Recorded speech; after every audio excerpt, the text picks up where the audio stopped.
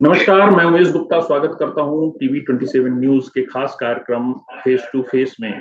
आज हमारे बीच में हम लोगों के बीच में उपस्थित है हमारे खास मेहमान श्री राजकुमार मिश्रा जी। राजकुमार मिश्रा जी का जीवन संघर्ष और प्रेरणा की मिसाल है, जो सीमित संसाधनों के बावजूद बड़े सपने देखने और उन्हें पूरा करने की सीख देता है। राजकुमार जी, आपकी मातृभूमि से नमस्कार। टीवी 27 न्यूज की तरफ से आपका स्वागत, वंदन, अभिनंदन। उमेश जी नमस्कार। और मैं सारे दर्शकों को नमस्कार भेजूंगा यहाँ से। और बहुत बढ़िया है, बहुत अच्छा लग रहा है कि आपने मुझे इनविटेशन दिया आने के लिए। और भारत माता की जितनी तारीफ करी जाए कम है। हम लोग गांव से निकल करके सेवा करने की कोशिश कर रहे हैं, जहां भी रहें कोशिश है कि भारत माता का नाम ऊंचा रखें। सर, जननी जन्मभूमिश्च स्वर्गादपि गृहीसी। सर, आपने इंजीनियरिंग की पढ़ाई करने के बाद अपनी कर्मभूमि मातृभूमि को ना बना के ब्रिटेन को बनाया, उसके पीछे कुछ खास वजह रही है? मुझे लगता है कि जब आप इस कोट को कहते हैं कि जननी जन्मभूमिश्च स्वर्गादपि गरीयसी, भगवान राम ने कहा था जब, तो वो ये कह रहे थे कि मैं वापस अयोध्या जरूर आऊंगा। लेकिन अगर तब भारत का कॉन्सेप्ट देखें, तब विश्व का कॉन्सेप्ट देखें, तो इतना सिर्फ खंड बटे थे, था तो पूरा भारतवर्ष ही। तो मुझे लगता है कि आज के बदले हुए समय में, कलयुग की बात कर रहे हैं जब हम, तो ये जरूरी है कि उस नाम को, उस थॉट को, उस विचार को जन जन विश्व तक पहुंचाया जाए। जिस तरीके से विश्व का विभाजन हो रखा है, उसको जरूरी है कि बस दुनिया समझे कि हम ही वो लोग हैं जो ये बात करते हैं कि पूरा जो विश्व है हमारा घर है। तो उसी विचारधारा के साथ आगे बढ़ने की कोशिश है। बहुत बढ़िया सर। सर, माँ विंध्यवासिनी की पवित्र नगरी मिर्जापुर से बेलिंगबोरो तक का जो मेयर बनने का आपका सफर रहा है, उसे आप कैसे डिस्क्राइब करना चाहेंगे और कैसे शेयर करना चाहेंगे हम लोगों के साथ? तो मैं आपको शुरू से बताता हूँ। तो मेरा जो विंध्यवासिनी माता है वो बहुत ही कृपा है उनकी, पहली तो बात ये है। और विंध्याचल माता के पास में गांव है अकोढ़ी, जहां मेरा जन्म हुआ। जी। अकोढ़ी में जन्म होने के बाद करीब मैं 4 या 5 साल का रहा हूँ, तब मेरे माता पिता परिवार पूरा मूव हो गए भटेवरा गांव में, जो कि करीब 5 किलोमीटर ही दूर है, बहुत ज्यादा दूर नहीं मूव हुए हम लोग, वहां मूव हो गए। उसके बाद मैंने प्राथमिक विद्यालय वहीं पर है भटेवरा में ही, मैंने वहां तक 5वीं की शिक्षा ली। फिर मान माधव स्कूल है एक, विजयपुर करके एक जगह है पास में, जहां पर आपने सुना होगा जब वो फ्रांस के प्रेसिडेंट आए थे, जिन्होंने सोलर पैनल लगाए थे और वो बड़ा सा फॉर्म बनाया गया था इलेक्ट्रिसिटी के लिए, तो भी वहीं पर है। तो वहां पर मैंने पढ़ाई करी। उसके बाद मैंने 11वीं और 12वीं गुरु नानक इंटर कॉलेज करके है मिर्जापुर में, वहां पर पढ़ाई करी। फिर ये मेरी शिक्षा चल रही थी हिंदी मीडियम में, सब कुछ बढ़िया चल रहा था। मैं ये नहीं कहूंगा कि मैं बहुत ही मेधावी छात्र रहा हूँ जीवन में। हाँ, उत्पाती छात्र मैं जरूर रहा हूँ, मैंने क्वेश्चन जरूर पूछे हैं, मैंने चैलेंजेस जरूर दिए हैं अपने गुरुजनों को, और मैं उनसे क्षमा चाहता हूँ अगर मैंने कभी उनको कोई तकलीफ दी अपने क्वेश्चन या सवाल पूछ करके या प्रश्नों से। तो उसके आगे निकले, इंजीनियरिंग करी। इंजीनियरिंग करने के बाद ये विचार आया कि क्या किया जाए, कैसे किया जाए। नौकरी करी कुछ दिनों तक। फिर 2016 में मैंने यूनिवर्सिटी ऑफ लेस्टर में एडमिशन लिया एडवांस कंप्यूटर साइंस में। वहां से मैंने अपना मास्टर्स किया।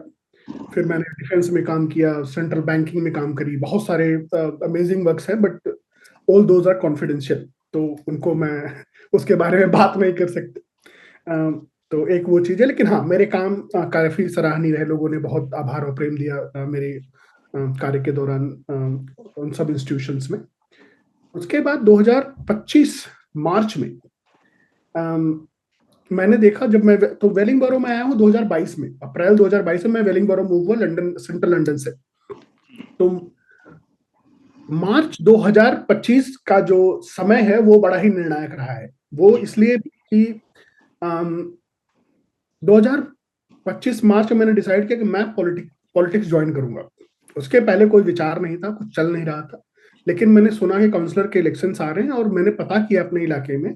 तो मेरा जो प्रेजेंटेशन है, मैं थोड़ा सा इंटरप्ट कर रहा हूँ इसमें। जो अचानक से 2025 में आपके पास ये विचारधारा, जो इसका जो मतलब जन्म लिया कि आपको राजनीति, you have to join the politics, तो इसके पीछे कोई विशेष कारण था कि समसामयिक मुद्दे थे, या कि आपका प्री प्लान था ऐसा कि you have to move in the politics? नहीं, ऐसा कोई प्लान नहीं था। बस मैंने ये देखा कि आप जब न्यूज पढ़ते हो तो आप देखते हो कि आपका रिप्रेजेंटेशन कितना है। तो मेरे लिए भारतीय रिप्रेजेंटेशन और हिंदू रिप्रेजेंटेशन बहुत कम दिख रहा था मुझे। मैंने लोगों से बात करी कि यार ये कैसे हो रहा है कि बाकी लोग घुस पा रहे हैं, हम लोग ही हैं जो हमें पता भी है कि हम कर सकते हैं और नहीं कर पा रहे। तो एक दो हमारे मित्र हैं, उन्होंने बताया कि क्या सिस्टम है, क्या प्रोसेस है। मैं गया, फिर पार्टी से मिला, पार्टी से मेरी बातचीत हुई। उनको मैंने बोला कि विक्टोरिया वार्ड से मैं चुनाव लड़ूंगा, और विक्टोरिया वार्ड से पिछली बार चुनाव मेरी पार्टी हार गई थी। तो सर इसमें इसमें इसमें इसमें जैसे चूंकि आपने एमटेक किया, तो उसका कोई तकनीकी बैकग्राउंड आपको पॉलिटिक्स की तरफ भी मूव कर रहा था कि कोई इस तरह से जैसे आप कह रहे हैं, तो उसमें विदेश में होते हुए स्थानीय मुद्दे आपको प्रभावित कर रहे थे? मतलब बेसिक रूप से आपके मन में क्या द्वंद था? सबसे पहला विचार यही है कि हिंदू और भारतीय जो प्रेजेंटेशन नहीं है, तो उसको बढ़ाने के लिए मैंने सोचा कि पहले कि कुछ ना कुछ करा जाएगा। बाकी लोगों से मैंने पूछा जो पहले से यहाँ रह रहे हैं, कि आप लोगों के क्या विचार हैं, आप लोग पॉलिटिक्स में क्यों नहीं जा रहे, क्या किसी के पास, सबके अपने अपने शेड्यूल्स है, बिजी हैं लोग बाकी चीजों में। तो मेरा जो कहना देखना था कि अगर मैं नहीं कर रहा हूँ, मैं लोगों से पूछ रहा हूँ, पर मेरे पूछने से लोग नहीं करेंगे, क्या पता मेरे जाने से थोड़ा सा परिवर्तन लोगों को समझ में आए। तो जब मैंने पार्टी ज्वाइन करी, मैंने विक्टोरिया चुना कि विक्टोरिया से मैं चुनाव लड़ूंगा। तो मेरे जो एसोसिएशन के हेड हैं एनडी मर्सर, उन्होंने मुझे एक बात कही थी कि राज देखो, जिस एनर्जी से तुम आ रहे हो बहुत बढ़िया है, और सब बढ़िया, लेकिन अगर हार गए तो छोड़ के मत जाना। क्योंकि होता क्या है कि आप हार जाते हो तो मनोबल नीचे हो जाता है और लोग चले जाते हैं छोड़ के पार्टी, और फिर दोबारा पॉलिटिक्स में घुसते नहीं है। मैंने उनको उस टाइम कहा था कि मैं जीतने के लिए ही आया हूँ, क्योंकि मुझे पता है, being engineer and being technical background, हम लोग शुरू से स्ट्रेटजी की बात करते हैं कि किस तरीके से कोई चीज अचीव करी जाएगी अगले 10 साल में। तो मेरे पास 3 महीने का टाइम है, और मुझे पता है एग्जैक्टली मुझे क्या करना है, और कैसे मैं लोगों से बात करूंगा, क्यों लोग मुझे वोट देंगे। क्योंकि आप लोग जो पहले से लोग हैं, राइट, कि इस वार्ड में पहले से काम कर रहे हैं, वो लोग जानते हैं, लोग पार्टी को जानते हैं। मैं एज इंडिविजुअल क्या टेबल पे लेके आ रहा हूँ, what I bring on the table which can help people. तो why you selected the Conservative Party? आपके पास कोई दूसरा ऑप्शन? मेरे पास बहुत सारे ऑप्शंस थे, और मैंने सबको इवेल्युएट किया, लेकिन मुझे लगता है कि मेरी विचारधारा कंजर्वेटिव पार्टी से ज्यादा मिलती है, जहां सबको सहयोग के साथ आगे बढ़ने का मौका दे रहे हैं हम लोग। तो कंजर्वेटिव में और लेबर पार्टी के विचारधारा में आपने क्या एक मेजर डिफरेंस पाया कि जिसके आधार पे आपने ये निर्णय लिया? देखिए, विचारधाराओं का ही खेल है, लेकिन मुझे लगता है कि मैं लेबर पार्टी पर कमेंट नहीं करूंगा। मैं अपनी पार्टी और अपने बारे में ही कोशिश करूंगा उस पर रहूं, विदाउट क्रिएटिंग कंट्रोवर्सी। तो ये है कि मेरी जो विचारधारा है कि सबको साथ लेकर के एक बेहतर समाज का गठन किया जाए, जिसमें सबको एक समान देखा जाए, सबको एक तरीके से ट्रीट किया जाए, और जो इस बात पर काम करे कि ब्रिटेन को एज अ होल, या मेरे लिए वेलिंगबोरो को हम कितना बेहतर बना सकते हैं, तो उसको लेकर। तो इतने कम समय में आपने, जैसा कि अभी प्रीवियस स्टेटमेंट में बोला कि आप 3 महीने का समय था, उस 3 महीने की में आपने प्लानिंग और ये सब चीजें एग्जीक्यूट करी, आपने विजय भी हासिल करी, वो भी विदेश पे रहते हुए, स्थानीय मुद्दों को समझते हुए। इसके पीछे क्या रणनीति और क्या सॉलिड आपकी स्ट्रेटेजी थी? देखिए, मेरी तो रणनीति ये थी सिर्फ कि लोगों से मिलना पड़ेगा, और लोगों से मिलने का ये है कि आप गाड़ी से जाते हुए लोगों से नहीं मिल सकते, आपको पैदल घर जा करके, दरवाजे पर नॉक करके, इंतजार करके कि वो दरवाजा खोले, तब उनसे बात करनी पड़ी। तो मैंने एग्जैक्टली वही किया 3 महीने, मतलब मार्च, अप्रैल और 1 मई को इलेक्शन था। तो 2 महीने मैंने सिर्फ हर दरवाजे पर जाकर के, हर आदमी से, हर औरत से, हर जो भी मिला मुझे, मैंने उससे बात करी, और मैंने कोशिश करी समझने की कि क्या इश्यूज हैं। अगर टाउन काउंसिल को या शहर को बेहतर बनाना है, पार्क्स हैं हमारे पास, स्कूल्स हैं, प्ले एरियाज हैं, उनको कैसे बेटर करें, चाहे वो क्लीनिनेस हो, चाहे वो सेफ्टी हो, हम कैसे और क्या कर सकते हैं। क्योंकि आप एक डेवलप्ड देश में रहने का, आप ये देखोगे कि सारी चीजें हो रखी हैं, व्यवस्थाएं हैं, अब व्यवस्थाओं को बेहतर कैसे करा जाए, सारी लड़ाई उसकी है। जी जी। तो हमने लोगों को समझा कि उनकी विचारधारा है, उनको क्या चाहिए, क्योंकि मैं अगर दूर से बैठ के देखूं तो समस्याएं अलग दिखती हैं, बट जब आप ग्राउंड पर जाके लोगों से बात करते हो तो समझ में आता है कि क्या सही मैटर करता है उनके लिए, क्या मुद्दे हैं जो जिसके लिए वो काम करना चाहते हैं, जिसके लिए वो कंसर्न है कि वो मुद्दे रिजॉल्व हो। तो ये 2 महीने का पूरा दौर रहा है, इसमें हर दरवाजे पर जाना, हर दिन जाना, लोगों से मिलना, उनसे पूछना, उनको समझना, और सबसे बड़ी मेहनत थी आखिरी दिन, चुनाव के दिन, क्योंकि आप समझा जितना मर्जी लो, अगर आपका वोटर आपके लिए वोट देने ही नहीं गया तो आप क्या कर लोगे। निश्चित रूप से। तो मैंने वो इंडिया वाली राजनीति अपनाई उस दिन के लिए, कि उस दिन क्या है कि मैंने इकट्ठा किए लोग, हाँ मैंने बोला कि भाई ये रही लिस्ट, जो मुझे जिन लोगों ने बोला है कि मुझे वोट देंगे, हमको सिर्फ एक सुबह सुबह लीफलेट रिमाइंडर डाल के आना है कि आज वोटिंग डे है, आज वोट डाल के आओ। आपको घर से निकलना है।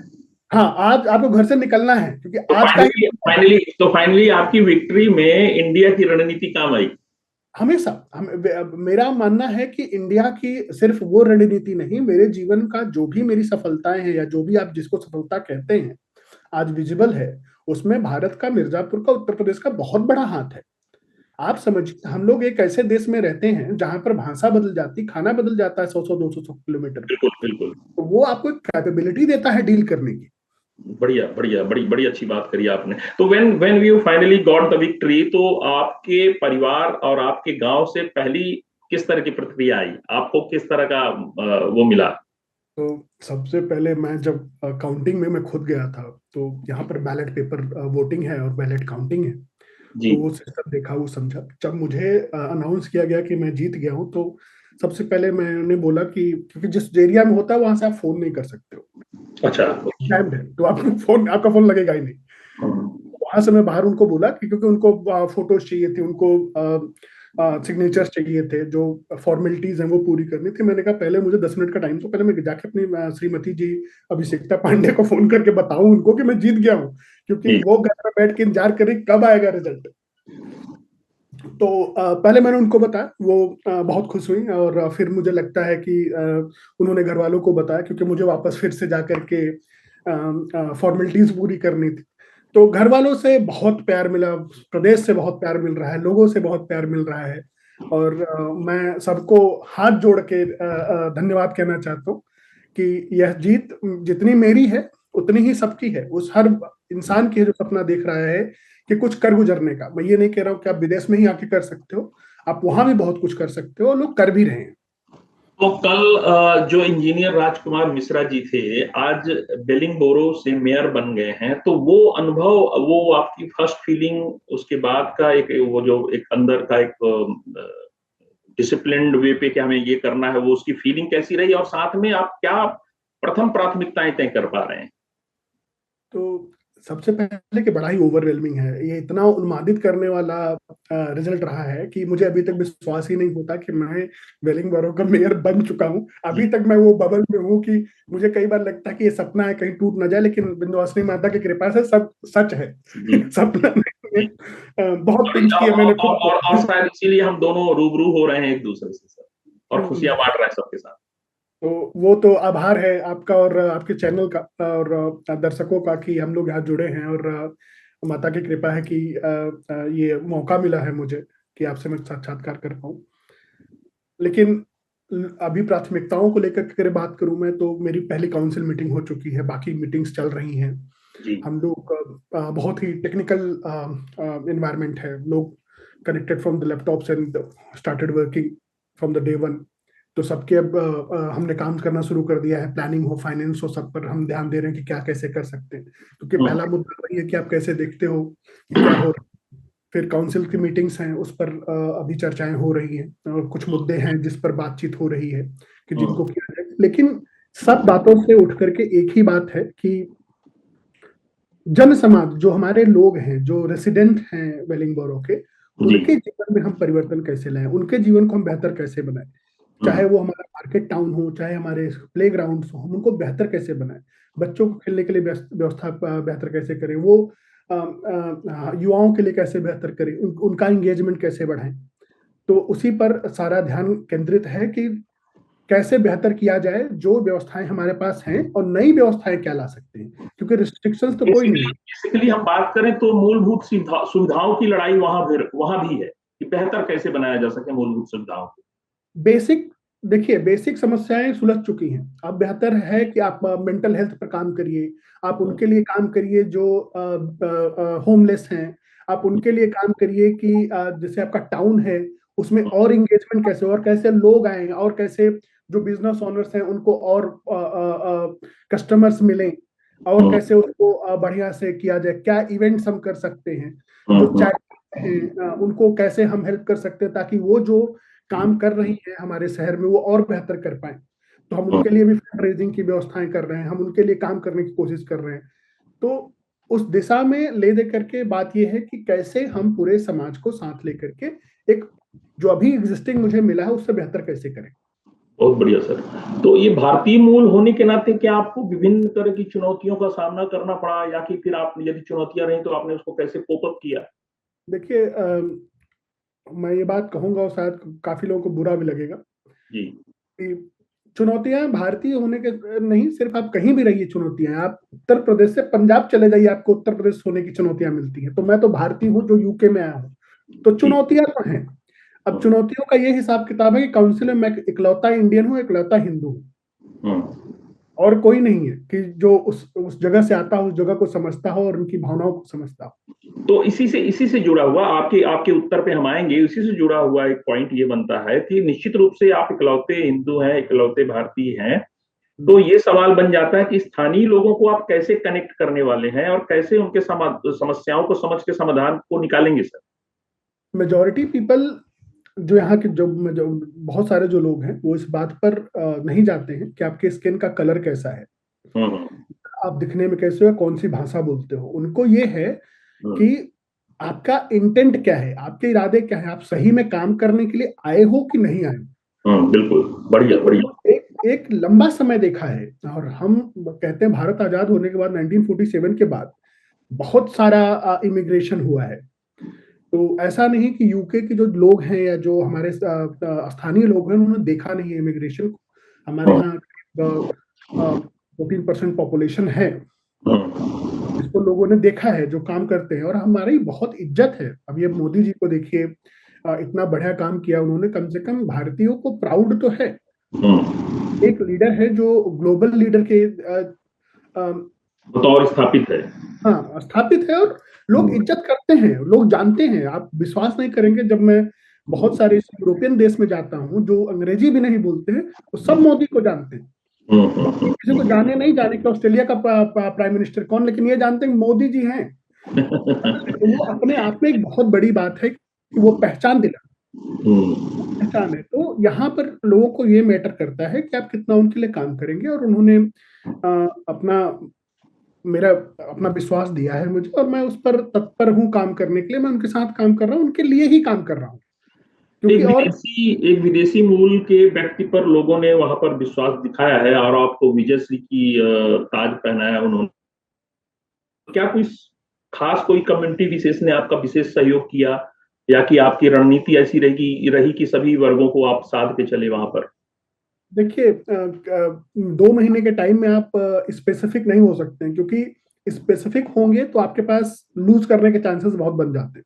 जी बिल्कुल बिल्कुल। तो मेरा टारगेट ये था कि सिर्फ सबको टारगेट किया जाए, लेकिन उनसे बात करी जाए जो मेरी पार्टी को सपोर्ट करते हैं, जो जिनको लगता है कि मैं उनके लिए काम कर सकता हूं, क्योंकि मेरा बैकग्राउंड है, मैं बिजनेस में हूँ, मैं प्रॉब्लम सॉल्वर हूँ, मैंने बहुत सारे काम किए हैं इंडस्ट्रीज के लिए और बिजनेसेस के लिए, जो कि सराहनीय है। तो लोगों ने देखा उसको, मैंने उनको समझाया, उनको दिखाया कि देखिए ये रहा मेरा लास्ट 5 इयर्स का वर्किंग, और ऐसा नहीं कि सिर्फ मैं कॉर्पोरेट के लिए प्रॉफिट जनरेट कर रहा था, मैं बाकी काम भी कर रहा था इंडिविजुअल, जहाँ भी मैं कम्युनिटी में सहयोग दे पाता, जैसे भी जहाँ अवेलेबिलिटी रहती।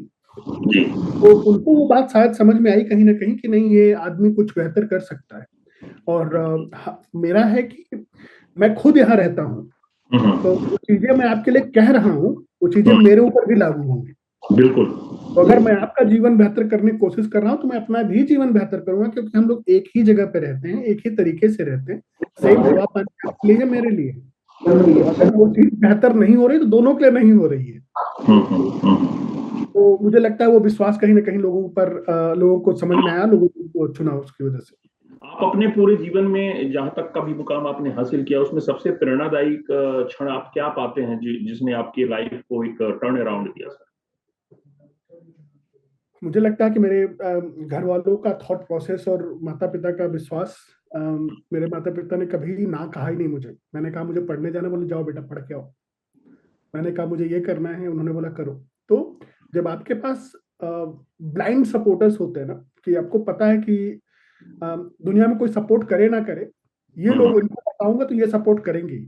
और तो मैं, मेरा परिवार, मेरी धर्मपत्नी अभिषेकता और मेरे माता पिता, मेरे भाई बहन, सबने बहुत सहयोग दिया है मुझे। और सबने सिर्फ वर्बल सहयोग नहीं दिया है, बहुत कोशिश करी है मेरे साथ हर दिशा में। चाहे वो घर की चीजें हो, बाहर की चीजें हो, राजनीति हो, जैसे भी हो, जब भी मुझे सहायता की जरूरत पड़ती है, मोटिवेशन की जरूरत पड़ती है, जिस दिन भी लगता है कि यार क्या कर रहे हैं, नहीं करना चाहिए, सब बेकार है, आप समझते हो, आदमी कई बार उस फेज में पहुंच जाता है, तो then I go to my parents and talk to them and get the thing sorted.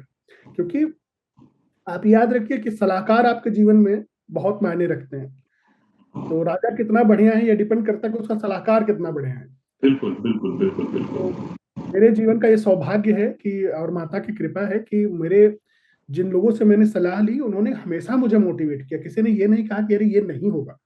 अगर मैं आज अपने भाई को फोन करके बोलूँ ना कि मुझे यार मैं सोच रहा हूँ कि अब प्राइम मिनिस्टर का टारगेट किया जाए, मेरा भाई कभी ये बोल ही नहीं सकता कि मत करो, बोले तुमको मिलेगा। तो यदि हम भारत के परिप्रेक्ष्य पे बात करें तो ये आप फील करते हैं कि नरेंद्र मोदी जी जो प्रधानमंत्री के पद पर आसीन है भारत में, उसके कारण हर भारतीयों को सम्मान मिला है, ब्रिटेन के भारतीयों के लिए भी एक प्राउड मोमेंट है ये सत्य है।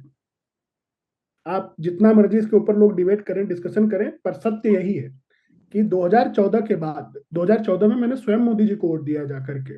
उस टाइम मैं कतर में काम करता था, तो मैं दोहा से फ्लाइट लेके दिल्ली आया, फिर घर जाकर मैंने वोट किया है मोदी जी के लिए। तो मेरा विश्वास मोदी जी में बहुत पहले से है। और मोदी जी ने भारत को, भारतीयों को जिस मुकाम पर बाहर में खड़ा किया है, जिस दृष्टि से आज भारत को लोग देखते हैं, भारतीयों को लोग देखते हैं, वो पहले नहीं।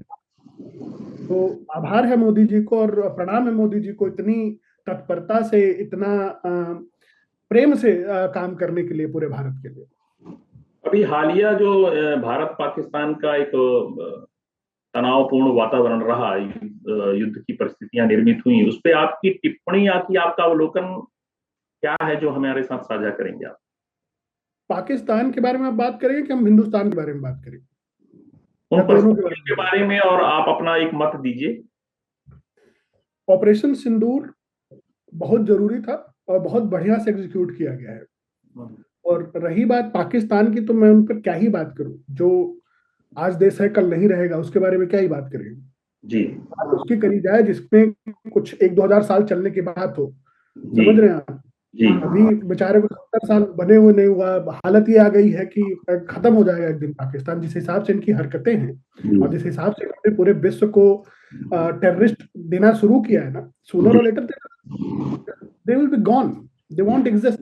क्योंकि ये बात आप समझिए, किसी देश का डिफेंस मिनिस्टर आके टीवी पर कहता है कि हम लोग कर रहे थे ये काम ओपनली, ठीक है, फिर वो कहता है टीवी पर आकर के कि अगर मेरे सैनिक कम पड़ गए तो मैं मदरसों से लेके लोग आऊंगा, ओपनली कह रहा है।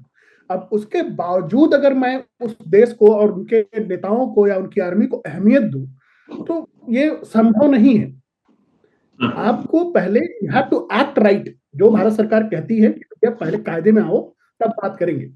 और टेररिज्म पर थोड़ा सा कभी भी कोई समय का अभाव रहा, हम थोड़ा सा बीच में आपको टोक रहे हैं, क्षमा चाहते हुए। लेकिन मैं आखिरी के 2 सवाल आपसे पूछना चाहूंगा। पहला तो मैं ये जानना चाहूंगा कि प्रवासी भारतीयों के लिए जो विदेश में रहकर समाज सेवा करना चाहते हैं, उनके लिए आपका क्या संदेश है? मैं जरूर कहूंगा कि जरूर करिए और भारत की सेवा करिए, जहां पर हाँ जिस देश में है उसकी सेवा करिए, वो जी बहुत जरूरी है। ये आपको दोनों तरफ से हेल्प करेगा। जी, और भारत की युवाओं के लिए जो भारत में रहकर आपकी तरह संघर्षरत होके एक बड़े मुकाम पर जाना चाह रहे हैं, उसके लिए आप क्या अपना संदेश देना चाहेंगे? मेरा सिर्फ सिंपल संदेश है कि आप मेहनत करते रहिए और हार में ये मत देखिए कि ये नहीं हो रहा है, आज नहीं हो रहा कल होगा, होगा जरूर। हारता आदमी तब है जब आप उसको गिव अप कर देते हो, आप मान लेते हो कि छोड़ो इसको नहीं करना है। जिस दिन तक आप लगे रहोगे वो आज नहीं होगा कल होगा, होगा जरूर। सर, बहुत बहुत धन्यवाद। हम टीवी 27 की परिवार की तरफ से यह प्रार्थना करते हैं कि हम यूके की राजनीति में अब बड़े शीर्ष पद पर आपको देखें भविष्य में, और इसी तरह आप अपने उद्देश्य और लक्ष्य की तरफ आगे बढ़ते रहें। इन शुभकामनाओं के साथ आपने हमें समय दिया, बहुत बहुत धन्यवाद।